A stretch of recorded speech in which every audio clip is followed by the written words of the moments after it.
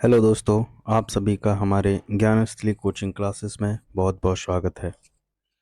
हमने पिछले वीडियो में आपको पढ़ाया था भारतीय राज्य व्यवस्था में कि जो संघ सूची, राज्य सूची और समवर्ती सूची होती हैं, उनमें कौन कौन से विषय होते हैं उनके बारे में आपको समझाया था। आज उससे अगला टॉपिक है। ठीक है, शुरू करने से पहले आपसे पहले निवेदन है कि हमारा चैनल ज्ञानस्थली कोचिंग क्लासेस को सब्सक्राइब करें, शेयर करें, अगर अच्छा लगता है तो कुछ कमेंट करें। अच्छा, तो आगे देखते हैं। हमारी आज चौथी क्लास है। ठीक है, तो संविधान निर्मात्री समिति एवं उनके सदस्य। ठीक है, जब संविधान बन रहा था उस समय किस व्यक्ति को क्या क्या पद दिया गया था। ठीक है, समिति में कौन कौन सा पद और किसको क्या पद दिए गए थे। जैसे प्रारूप समिति थी, उसके अध्यक्ष थे डॉक्टर भीमराव अंबेडकर जी। संघ या संघ संविधान समिति के अध्यक्ष थे जवाहरलाल नेहरू। संघ शक्ति समिति के अध्यक्ष थे जवाहरलाल नेहरू। प्रांतीय संविधान समिति के अध्यक्ष थे सरदार वल्लभ भाई पटेल जी। मूल अधिकार समिति के अध्यक्ष थे सरदार वल्लभ भाई पटेल जी। अल्प सदस्य समिति के अध्यक्ष थे सरदार वल्लभ भाई पटेल जी। झंडा समिति के अध्यक्ष थे डॉक्टर राजेंद्र प्रसाद जी। रियासत समिति के अध्यक्ष थे डॉक्टर राजेंद्र प्रसाद जी। देसी रियासत समझौता समिति के अध्यक्ष थे डॉक्टर राजेंद्र प्रसाद जी। संचालन समिति के सदस्य थे डॉक्टर राजेंद्र प्रसाद जी। नियमित समिति के अध्यक्ष थे डॉक्टर राजेंद्र प्रसाद जी। कार्य संचालन समिति के अध्यक्ष थे के एम मुंशी जी। सर्वोच्च न्यायालय समिति के अध्यक्ष थे एस वारदाचार्य जी। संवैधानिक सलाहकार थे वी एन राव, इन्हीं को वैनेगल नरसिंह राव के नाम से जाना जाता है। ठीक, ये सभी अध्यक्ष एक बार याद जरूर कर लेना। ठीक है, पूछा जाता है, कोई ना कोई एक हमेशा पूछ लिया जाता है। ठीक है, सबसे ज्यादा पूछा जाता है, मैं आपको बता दूं, प्रारूप समिति, ड्राफ्टिंग समिति, प्रारूप ड्राफ्टिंग मसौदा समिति, ये सभी के अध्यक्ष एक ही हैं, डॉक्टर भीमराव अंबेडकर जी। ठीक है, दूसरा आपसे पूछ सकता है झंडा समिति, डॉक्टर राजेंद्र प्रसाद। ठीक है, फिर उसके बाद आपसे पूछ सकता है संवैधानिक सलाहकार बी एन राव। ये बहुत महत्वपूर्ण है जो मैंने आपको बताया। ठीक है, एक बार देख लेना, लिख लेना नोट पॉइंट में। अगला, संविधान की भाषा कैसी थी। जब संविधान बनाया गया था तब संविधान की भाषा अंग्रेजी भाषा थी। ठीक है, संविधान को हिंदी भाषा में अनुवाद किया है किसने? नंदलाल जी ने। ठीक है, संविधान निर्माण में कुल खर्च कितना है? लगभग, एक अंदाजा है, जब संविधान बना था उस समय कुल खर्च कितना हुआ? 63,96,729 रुपए। ठीक है, लगभग में 63 लाख रुपए, याद रखना। ठीक है, कुल बहस कितनी हुई थी? 114 बहस हुई थी संविधान जब बन रहा था तब। संविधान सभा का प्रतीक क्या है? पूछा जाता है। हाथी है, जो महात्मा बुद्ध का प्रतीक जन्म माना जाता है। ठीक है, ये था। अच्छे प्रश्न थे, इसमें से जो पॉइंट है वो एक बार आप देखते रहना। ठीक है, अगला है संविधान निर्माण प्रक्रिया में विभिन्न चरण व तथ्य क्या क्या थे जो आते हैं, हमेशा आपके सामने रखे जा रहे हैं। संविधान सभा की प्रथम बैठक कब हुई थी? बहुत पूछा जाता है। 9 दिसंबर 1946 को हुई थी।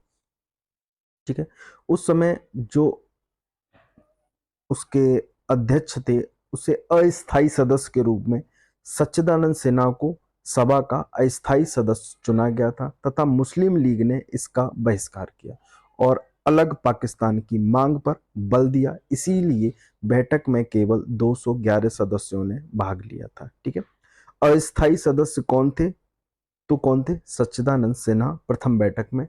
कब? 9 दिसंबर 1946। ठीक है, देखो मैंने बाकायदा बहुत अच्छा लिखा है। प्रथम बैठक कब हुई थी? 9 दिसंबर 1946 में। कहाँ हुई थी? नई दिल्ली, संसद भवन। अस्थायी सदस्य थे पहले, जो कि इनका नाम सच्चिदानंद सिन्हा जी था। उपाध्यक्ष उस समय कौन थे बनाए गए थे? H C Mukherjee. सदस्य कितने थे? 211 सदस्यों ने भाग लिया था। ठीक है, आगे देखते हैं। 11 दिसंबर 1946 को डॉक्टर राजेंद्र प्रसाद को अस्थाई, मतलब 2 दिन बाद, एक और समिति बैठी 11 दिसंबर 1946 को। तब स्थायी सदस्य या स्थायी अध्यक्ष चुने गए, वो हैं डॉक्टर राजेंद्र प्रसाद, तथा उपाध्यक्ष संवैधानिक सलाहकार डॉक्टर BN राव को चुना गया था। ठीक है, ये दूसरा पॉइंट बहुत अच्छा है। जब द्वितीय समिति बैठी थी, द्वितीय समिति बनाई गई थी, तब बनाई कब गई? 11 दिसंबर 1946 को, और उस समय उसके स्थायी अध्यक्ष डॉक्टर राजेंद्र प्रसाद थे और उपाध्यक्ष थे VN राव। ठीक है, अगला पॉइंट देखते हैं।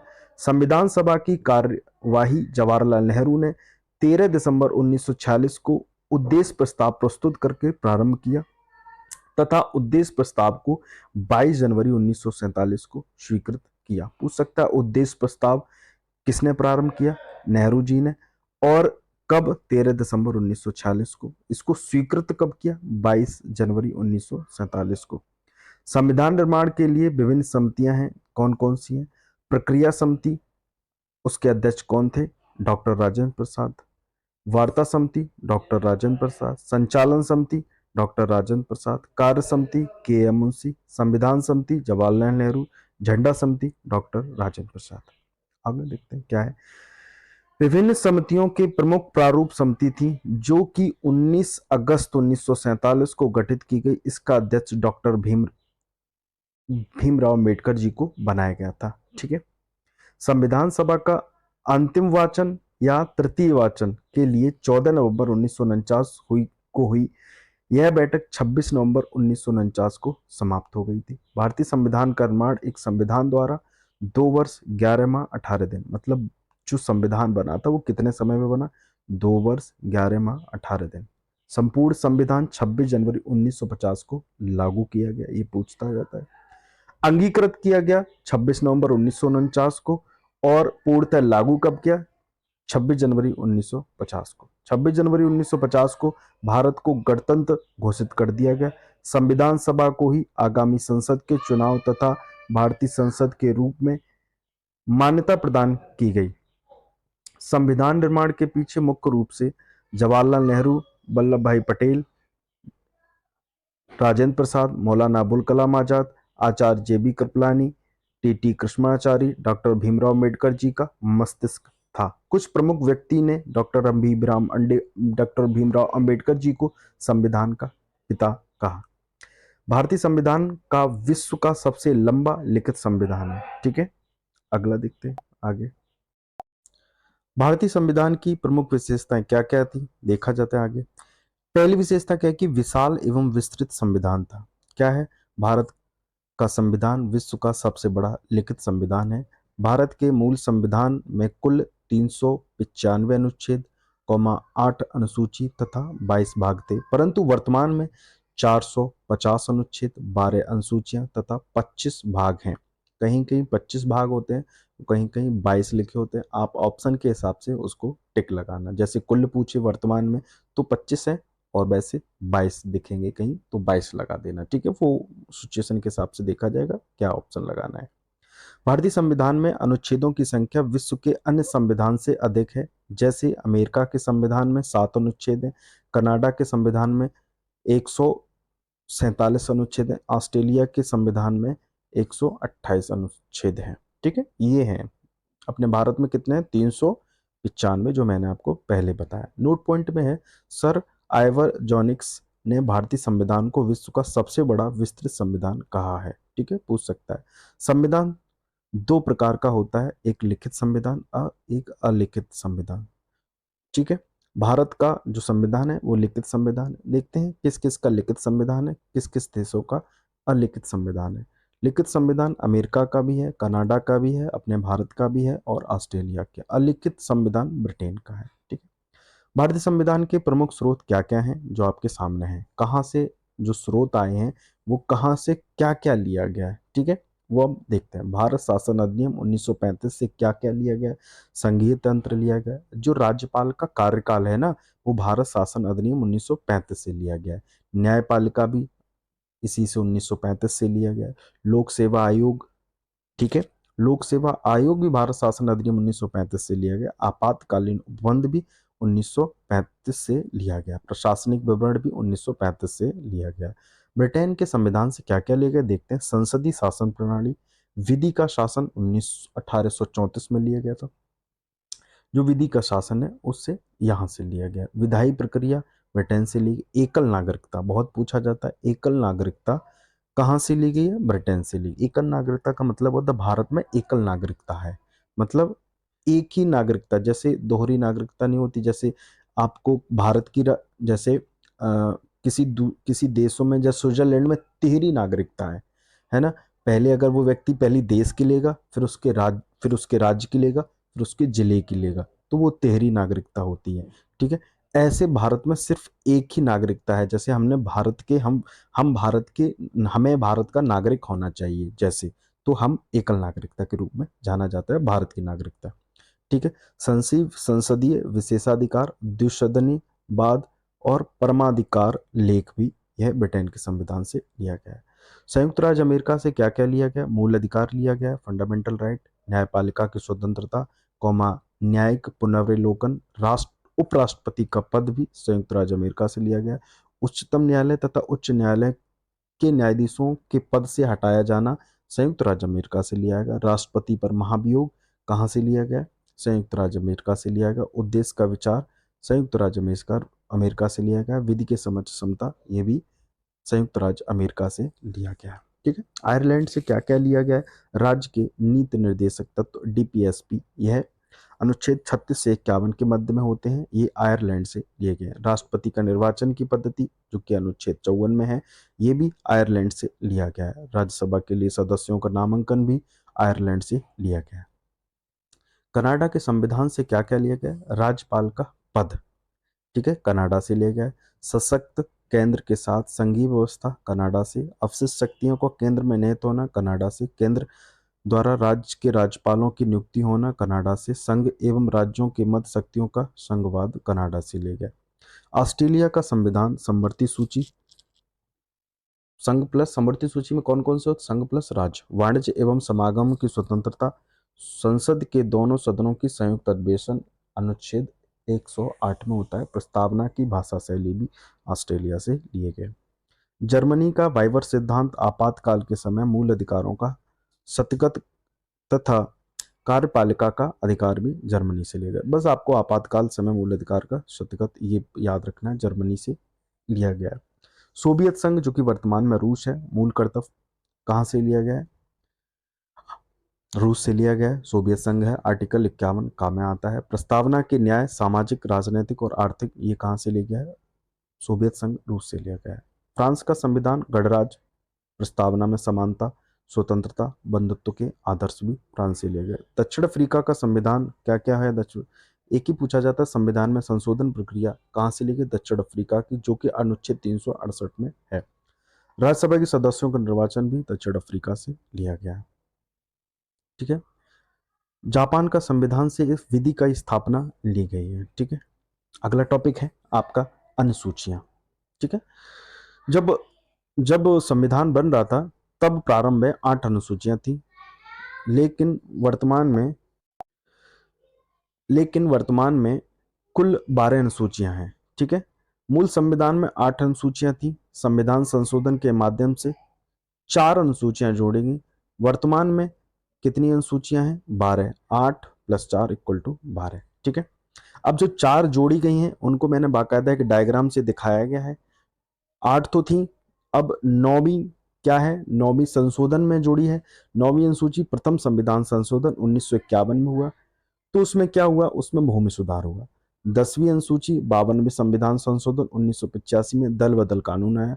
11वीं अनुसूची 73वां संविधान संशोधन 1992 में पंचायत राज व्यवस्था आई। 12वीं अनुसूची 74वां संविधान संशोधन 1992 नगर पालिका परिषद आई। ठीक है, ये ऐसे अनुसूचियां जुड़ी, वर्तमान में कुल 12 अनुसूचियां हैं। ठीक है, एक बार ये डायग्राम बना लेना तो अच्छा लगेगा और सही रहेगा, याद भी रहेगा। अब हम क्रम से 12 ही, जितनी भी 12 अनुसूची हैं वो क्रम से एक एक के बारे में डिटेल में बता रहे हैं। ठीक है, पहली अनुसूची है प्रथम अनुसूची। उसमें क्या लिखा है? संघ एवं संघ राज्य क्षेत्र। ठीक है, संघ एवं संघ राज्य क्षेत्र। ठीक है, क्या है देखते हैं। पहला क्या पॉइंट है? इस अनुसूची में भारत के सभी 28 राज्यों के विषय में विस्तार से वर्णन है। ठीक है, वर्तमान में कितने? 28 राज्य हैं और 8 केंद्र शासित प्रदेश हैं। उनका विस्तार का विवरण इसी आर्टिकल में, इसी अनुसूची में दिया जाएगा, अनुसूची 1 में। और खा क्या है, संघ राज्य मतलब केंद्र शासित प्रदेश क्षेत्रों का वर्णन। ठीक है, मैं तो सीधा बोल रहा हूं। प्रथम अनुसूची में सिर्फ सीमा है भारत की, और जितने राज्य की जो जो सीमा है और जितने केंद्र शासित की सीमा है वही प्रथम अनुसूची में। द्वितीय अनुसूची में क्या कहता है, संविधान के महत्वपूर्ण पदाधिकारियों की वेतन भत्ते की चर्चा। देखो, पहले तो सीमा आएगी, सीमा मतलब वो सीमा नहीं है, सीमा मतलब एक भारत की जो अवस्थिति है वो आएगी। ठीक है, अब अवस्थिति में कोई व्यक्ति अगर पहले अगर कोई नौकरी पर जाएगा तो पहले क्या करेगा, वो वेतन की बात करेगा ना पहले। तो जो अवस्थिति है उसके बाद एक व्यक्ति है, तो उसके बाद अब वेतन की बात करेगा। तो द्वितीय में क्या होगा, वेतन। संविधान के महत्वपूर्ण पदाधिकारियों के वेतन भत्तों की चर्चा अनुसूची 2 में है। पहला है राष्ट्रपति तथा राज्यों के राज्यपाल के वेतन भत्तों की चर्चा, लोकसभा अध्यक्ष एवं उपाध्यक्ष, राज्यसभा सभापति एवं उपसभापति, विधानसभा के अध्यक्ष, विधान परिषद के सभापति उपाध्यक्ष वेतन भत्ते की बात, उच्चतम तथा उच्च न्यायालय के न्यायाधीशों के वेतन की बात, भारत के नियंत्रक एवं महालेखा परीक्षक की बात, जो कि कैग कहलाता है। ठीक है, मतलब जो संवैधानिक पद है जो मैंने आपको बता दी, देखो संवैधानिक पद कौन कौन से, राष्ट्रपति, राज्यपाल, लोकसभा अध्यक्ष, उपाध्यक्ष, राज्यसभा सभापति, उपाध्यक्ष, विधानसभा के अध्यक्ष, विधान परिषद के अध्यक्ष, उच्चतम न्यायालय, उच्च न्यायालय और भारत के नियंत्रक महालेखा परीक्षक, ये सभी इनके वेतन की बात किसमें की गई, अनुसूची 2 में की गई। ठीक है, अब तृतीय अनुसूची आपके सामने है, क्या होगा। अब भाई पैसे की बात हो गई, कितना पैसा लोगे कितना दोगे। ठीक है, अब उसके बाद क्या आएगा, अब शपथ। अब भाई सब बात हो गई पैसे की, अब आप शपथ ले लो। तो तृतीय अनुसूची में क्या है, जितने भी संवैधानिक पद हैं उनको शपथ दिलाई एवं प्रतिज्ञा की जाएगी। तो क्या है देखते हैं, पहले नंबर पर क्या लिखा है, संघ के मंत्रियों के रूप में प्रधानमंत्री, कैबिनेट मंत्री। ठीक है, आर्टिकल 75 का चौथे में। संसद सदस्यों के लिए क्या है, आर्टिकल 99 में। उच्चतम न्यायालय के न्यायाधीशों को आर्टिकल 124 के छठवें में, क्लॉज छठवें में। ठीक है, भारत के नियंत्रक एवं महालेखा परीक्षक आर्टिकल 148 के क्लॉज 2 में। राज्य के मंत्री के लिए आर्टिकल 164 क्लॉज 3 में। राज्य के विधानमंडल सदस्यों के लिए आर्टिकल 188। उच्च न्यायालयों के न्यायाधीशों के लिए आर्टिकल 219 में। ठीक है, चौथी अनुसूची में क्या है, अब देखो, अब क्या होगा, देखो पहले क्या हो गया, सीमा हो गई, अवस्थिति होगी, फिर उसके बाद वेतन हो गया, फिर उसके बाद शपथ ले ली, फिर उसके बाद शपथ के बाद अब तुम्हें जगह बांट दी जाएगी, अब तुम इसमें जाओ इसमें जाओ। अब तो देखो राज्यसभा में स्थानों का आवंटन, चौथी में आवंटन हो गया। ठीक है, पांचवी अनुसूची में क्या है, कुछ लोग हैं जिनको, जैसे कुछ लोग हैं ऐसे, उनको जो सक्षम नहीं है उस चीज के लिए या कोई भी है, तो उनको अलग अलग ऐसी सुविधाजनक जगह दे दी और उन्हें आराम, थोड़ा सा रियायत दे दी। देखो ऐसे ही है, अनुसूचित क्षेत्रों एवं अनुसूचित जनजातियों के प्रशासन और नियंत्रण के बारे में उपबंध किस सूची में, पांचवी अनुसूची। छठी अनुसूची में क्या है, देखो असम, मेघालय, त्रिपुरा, मिजोरम, याद रखना, असम, मेघालय, त्रिपुरा, मिजोरम, असम, मेघालय, त्रिपुरा, मिजोरम, असम, मेघालय, त्रिपुरा, मिजोरम, राज्यों की जनजातीय क्षेत्रों के बारे में, प्रशासन के बारे में उपबंध छठी अनुसूची में है। ठीक है, सातवीं अनुसूची में क्या है, सातवीं अनुसूची में 3 प्रकार की सूचियां हैं। विधायी शक्तियों का विवरण, जो मैं पहले बताया था, संघ सूची, राज्य सूची, संवर्ती सूची। ठीक है, संघ सूची में क्या आएगा, राष्ट्रीय महत्व के विषय जिस पर केंद्र सरकार का अधिकार होता है। इसमें कुल 97 विषय हैं, परंतु वर्तमान में 100 विषय। याद रखना, जो हमने विषय पिछले वीडियो में बताए थे वही चीज है। राज्य सूची में स्थानीय महत्व के विषय जिस पर राज्य सरकार का पूर्णतः हस्तक्षेप होगा, जिसमें कुल 66 विषय है, परंतु वर्तमान में 61 विषय ही रह गए हैं। ठीक है, राज्य सूची में राज्य करेगा, संघ में केंद्र करेगा। समवर्ती में दोनों आएंगे, कौन कौन से, इस विषय पर केंद्र में राज्य दोनों प्रकार के अधिकार, परंतु केंद्र का विशेष अधिकार रहता है। याद रखना, दोनों के अधिकार हैं पर केंद्र का विशेष अधिकार। अवशिष्ट सूची में क्या है, इसमें विषय केंद्र में निहित होते हैं, सिर्फ केंद्र में निहित होते हैं। जो मैंने बताया था, संघ सूची में कौन कौन से विषय, राज्य सूची में कौन कौन, संवर्ती सूची में, ये एक बार देखो। संघ सूची में कौन कौन, विदेश मामले, radio and television, Raksha, share बाजार, डाकघर एवं बचत घर, जनगणना, बीमा, बैंकिंग, रेलवे, निगम कर।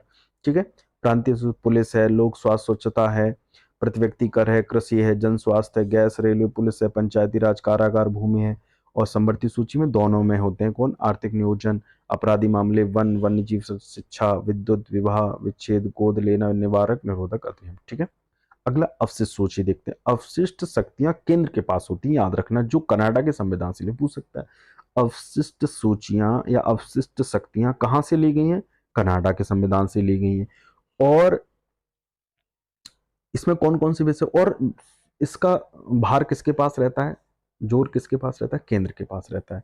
विषय है अंतरिक्ष अनुसंधान और साइबर अपराध। ठीक है, अगला आ जाओ, सातवीं होगी। आठवीं अनुसूची में, आठवीं अनुसूची में आती हैं भाषाएं, राजभाषाएं कौन कौन सी हैं, है ना। वर्तमान में 22 भाषाएं हैं। ठीक है, 22 भाषाएं, जब भाषाएं हैं उनके बारे में देखते हैं। जब शुरू हुई थी तब 14 भाषाएं, पर लेकिन वर्तमान में 22 भाषाएं देखते हैं। असमिया, देखो मैं बता दे रहा हूँ, इसमें अंग्रेजी भाषा नहीं है। ठीक है, याद ये दिमाग में सेट करके रखना, अंग्रेजी भाषा नहीं है और भोजपुरी भी नहीं है। ठीक है, ये दो प्रश्न पूछे गए हैं तो इसलिए मैंने आपको पहले ही बता दिया। ठीक है, देखते हैं आपके सामने। असमिया, बंगला, गुजराती, कन्नड़, हिंदी, कश्मीरी, मलयालम, मराठी, उड़िया, पंजाबी, संस्कृति, तमिल, तेलुगु, उर्दू, सिंधी, देखो सिंधी, देखो 14 हमने स्टार्टिंग बनाई, जब बनी थी तब 14 भाषाएं थी, तब उसके बाद जो संशोधन होकर जुड़ती गई है। देखो 15वीं सिंधी भाषा है, कैसे जोड़ी? 21वें संविधान संशोधन 1967 में जोड़ी गई। फिर उसके बाद 71वें संविधान संशोधन 1992 में ये 3 भाषाएं जो मणिपुर, कोकड़ी और नेपाली, मणिपुर, कोकड़ी और नेपाली, मणिपुर, कोकड़ी और नेपाली, मणिपुर, कोकड़ी और नेपाली 16, 17, 18, जो कि 71वें संविधान संशोधन 1992 में जोड़ी गई। फिर उसके 92वें संविधान संशोधन 2002 में 4 भाषाएं जोड़ ली गई। कौन कौन सी? मैथिली, बोडो, संथाली, डोगरी, मैथी, बोडो, संथाली, डोगरी, मैथी, बोडो, डोगरी, संथाली, ये जोड़ी गई। ठीक है, अगला आ जाओ, 9वीं अनुसूची में क्या है? भूमि सुधार संबंधी उपबंध है, जो कि प्रथम संविधान संशोधन 1951 में किया गया। ठीक है, ये मैं पहले भी बता। 10वीं अनुसूची में क्या? दल बदल के आधार पर निरता का उपबंध, 52वें संविधान संशोधन 1885, सॉरी 1985, 1885 नहीं, सॉरी 1985। अब फिर दल बदल में क्या होता है? जो नेता एक पार्टी में है, उस पार्टी से रिजाइन देके दूसरी पार्टी में आ गया, दूसरी पार्टी में उसे अच्छा नहीं लगा, फिर रिजाइन देके फिर उसी पार्टी में आ गया, फिर उसी में चला गया। तो ऐसे 2 बार अगर कर रहा है, किसी पार्टी से अदला बदली कर रहा है, बार बार उसी पार्टी में जा रहा, फिर दूसरी में आ रहा, मतलब 2 पार्टियों में जाना आना, जाना आना 2 बार कर रहा है, तो वह नेता या वह व्यक्ति, वह मंत्री, वह पद क्या कहलाएगा? वो कहलाएगा दल बदलू नेता कहलाएगा। तो उससे दल बदल के द्वारा उसे हटा दिया जाएगा, उससे फिर पद से हटा दिया जाएगा। ठीक है, ये कब बना? 10वीं अनुसूची किससे संबंधित? दल बदल आधार से। ठीक है, कब बना? 52वां संविधान संशोधन 1985। 11वीं अनुसूची में क्या है? पंचायत राज व्यवस्था, 73वां संविधान संशोधन 1992। इसमें कुल 29 विषय हैं। ठीक है, याद रखना, पंचायत से प्रधान के अंडर 29 विषय, 29 कार्यभार होते हैं, ये याद रखना। 12वीं अनुसूची में क्या है? नगर पालिका परिषद है, उसमें 74वें संविधान, उसको जोड़ा क्या गया? 74वें संविधान संशोधन 1992। और इसमें कुल वर्तमान में 18 विषय हैं जो नगर पालिका के अंदर आते हैं। अगला है संविधान के भाग, उनसे समृद्ध विषय। ठीक है, ये क्या है? कुछ नहीं है, एक साइड हमने भाग, सभी जो भाग हैं 22 उनको लिख दिए और अनुच्छेद में लिख दिए। देखो भाग 1 में क्या है? संघ और राज्य, उस संघ और उसका राज्य क्षेत्र, अनुच्छेद 104 से। नागरिकता, भाग 2 में क्या है? नागरिकता 5 से 11। मौलिक अधिकार 12 से 35। राज्य के नीति निर्देशक तत्व 36 से 51। मौलिक कर्तव्य 51 का। संघ राज्य क्षेत्र, ये सब आप देख लेना, बाकायदा हमने बाकायदा बना दिए और आप स्क्रीनशॉट ले लेना, है ना। और ये लिख जरूर लेना, बहुत अच्छे से हमने लिखा है। ठीक है, एक बार देख लेते हैं। एक बार ये देखो, संघ राज्य क्षेत्र में कार्यपालिका आती है, संसद आता है, राष्ट्रपति की विधायी शक्तियां आती है, संघ की न्यायपालिका आती है, भारत का नियंत्रक एवं मालिका परीक्षक आता है, राज्य सरकारें में कार्यपालिका आती है, राज्य का विधानमंडल आता है, राज्यपाल की विधायी शक्तियां आती है, राज्यों के उच्च न्यायालय आते हैं, अधीनस्थ न्यायालय। 7वें संविधान संशोधन 1956 में द्वारा विलोपित कर दिया गया। 8वां संघ राज्य क्षेत्र आता है। 9वें में पंचायतें आती, 9 में नगर पालिका आता है, 9 में सहकारी समिति आती है। 10 में अनुसूचित जाति और अनुसूचित क्षेत्र आता है। 11 में संघ राज्य क्षेत्रों के संबंध में आती हैं बातें। 12 में वित्तीय संपत्ति सुविधाएं आती हैं। 13 में राज्य के राज्य क्षेत्र के भीतर व्यापारिक वार्ड समागम आता है। 14 में संघ के राज्यों के अधीन सेवाएं आती हैं। 14 में अधिकरण आता है। देखो 14 में क्या? संघ में राज्यों के अधीनस्थ सेवाएं, जैसे सेवाएं, लोक सेवा आयोग है ना, ये याद कर लेना। 15 में निर्वाचन आता है, बहुत पूछा था, कुछ वर्गों संबंधी विशेष प्रावधान आयोग। 17 में राजभाषाएं हैं। 18 में आपात उपबंधन है। 19 में प्रकीर्णन है।